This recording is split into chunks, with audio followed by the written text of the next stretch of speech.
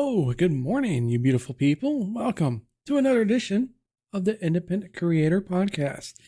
That's right, we're still going. We're still doing this thing. So, what we're going to do tonight is actually break down a couple different things. We're going to change the format a little bit, not much. We're just going to take a look at, podcast statistics. We're going to be very analytical on this episode, getting into the numbers and everything that is part of spreadsheets and all sorts of stuff and pie charts. But not really. We're not going to get too deep. We're just going to look into, what is making podcasts actually still a viable option for listening to or actually watching, as right now you're probably doing both or one or the other on this particular episode. So let's actually look into what, especially for Gen Z. Gen Z is still, for being a much younger audience than typically for my generation and older, but they're still listening to a lot of podcasts, which is pretty amazing and pretty powerful still, that this particular generation is still utilizing or using podcasts as a form to gather information, be entertained, and just still looking at podcasts as a viable art form for us, which is a great thing. Let's actually look into, I have pulled up this is from actually just a couple days ago, really. This is one of the this podcast industry statistics 2025. It's like last updated back on March 13th from podcastindustry.org. Saying it on the chart here, that's people within Gen Z listen to podcasts via Spotify, at least, 55.9%. That is a massive amount of people listening to podcasts, when you would think, podcasts as a whole would be, dying off because of short form content like TikTok and YouTube Shorts and Instagram Reels. But that's really not the case for like my generation and Gen Z. I don't know with Alpha. I don't know. They're probably still too young. They're the ones that are driving the TikTok craze, driving those numbers to remain high. But for most folks, they still listen to podcasts via Spotify. As you can see here, YouTube is commanding a good portion at 20.6.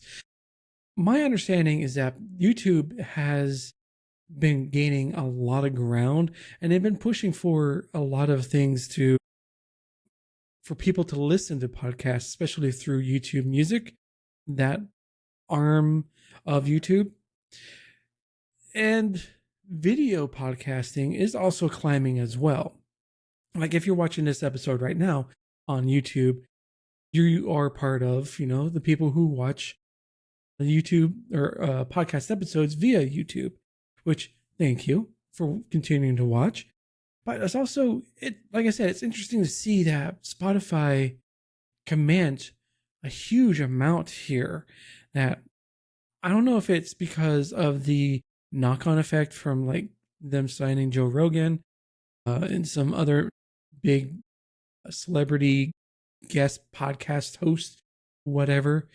Is that reason why that Spotify is almost at like over 55% of the listenership, when you get Apple Podcasts at 9, just under 10%, and you got Pocket Casts, others, and TikTok, and small little slivers here and there. That's the thing. It was where it's interesting to see that Spotify has this amount of listenership using the service to listen to podcasts. And is it a good thing or is it a bad thing? It's something that, many people would say that Spotify is kind of gentrifying podcasting as a whole, where it's locking in the user experience, saying if let's take a podcast show like Joe Rogan, or one of the other ones that Call Me Daddy, or some other shows that are exclusively to Spotify, that you won't be able to use, or won't be able to listen to them via Pocket Cast or via the like a RSS feed that you can plug into Apple Podcasts or anywhere or another podcast player. That's the thing, is this the ground? I shouldn't say the groundbreaking, because it's been a couple of years that this has been going on, but is it cresting that hill where saying all of these exclusive shows can only be heard and sometimes seen because they have been breaking into providing a video portion of, the podcast listening and viewing experience on Spotify? But the thing is, it's like, is it too much? Is it Spotify trying to break into this market, or controlling this market? Say, if you want to have a successful podcast show, you can only be on Spotify because that's where people are going to or listening to via our platform. And I have to say that, it's frustrating when you look at this chart and you can see that it's over half of podcast listeners are using Spotify, when there's many other platforms, like I said, players that are more than capable of providing you the same level without, the exclusivity of, staying on Spotify. But going through this little report here, that frequent podcast listeners, its majority is on Spotify. Apple Podcast is 10% less at 25. Of course, we got the Sirius XM owned platforms. And then you go from Wondery, iHeartMedia, and, a little bit further down. But online brand used most often is Spotify, within the age range of 12 to 34. That's a big bracket. Okay. 35 to 54, it's kind of neck and neck between YouTube Music and Spotify. So it's kind of interesting to see the generational makeup, or the age range demographics, to see who mostly use Spotify. It's the 12 to 34. Now, is that going to continue once they age out of this bracket into 35, 54? Is it going to change where they were been listening to Spotify? Is that going to be, let's say, within another 10 to 15 years? Who knows the makeup of how Spotify will, be then. YouTube, like I mentioned before, they've been making some inroads on trying to get more people to using the YouTube podcast feature, both video and audio. And it kind of, video podcasting has started growing more and more. A lot of times people were saying, yeah, just start your podcast audio format and just post it out everywhere, like Apple Podcast, Pocket Cast, Overcast, all the distribution models that are out there.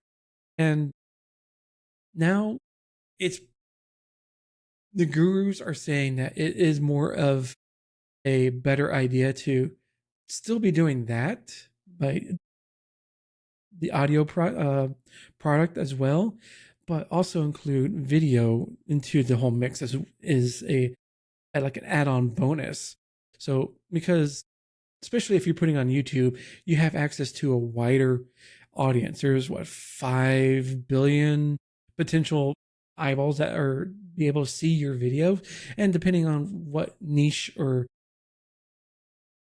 topic that your podcast is about, it has a larger form of getting people to see it with this also a video format. So that's the thing, is like, okay, if I wanted to create a podcast, do I just focus on audio? Well, sure, you can still focus on that, but it's also, you want to add in the video portion as well. And now I'm understand most people don't want to have the video part. They don't feel comfortable talking into a camera. And that's perfectly fine. And you don't have to have a video portion of or a video side of your podcast because you're still getting the audio format out there. As long as you have good audio, that's pretty much all you really need. To think about it, you can probably get a wider audience because most of the time people are listening to your show or your episodes passively by either listening in the car as they drive into work or going about their day or doing chores, or they have you up on on the TV. Because I have noticed that not a lot of, but I say a growing audience participation or audience viewing is via the TV, especially for YouTube. That it's interesting to see that more and more people are using their TV as a basis for listening or viewing your content, especially for a podcast, because you can easily have it on TV, have it going as you're doing like chores, washing dishes, vacuuming, clothes, whatever, or just, have it there as you're reading a book and just have it on, just listening to it while it's passively on a TV. But you can also do that through your phone or your stereo speakers if it's Bluetooth enabled. Podcast is a very passively heavily used medium to listen to. I don't know if I was getting words there right or not, but anyways, you can actively, or I should say passively, listen to a show. And that's what I believe most people are consuming your show in that manner. Now, there are people that would sit here and watch actively, like engaging and watching or listening to every single thing that you say. And, that's perfectly fine because people are still consuming your content. And that's what you really want, is to get your content out there for people, your audience, to listen to start engaging with your content and on your episodes. And whether it's video or if it's audio, it doesn't really matter. It's what matters the most is that you are creating the content for your audience. And whether it's through Spotify or any of the number of the players or YouTube, it's just getting the content out there.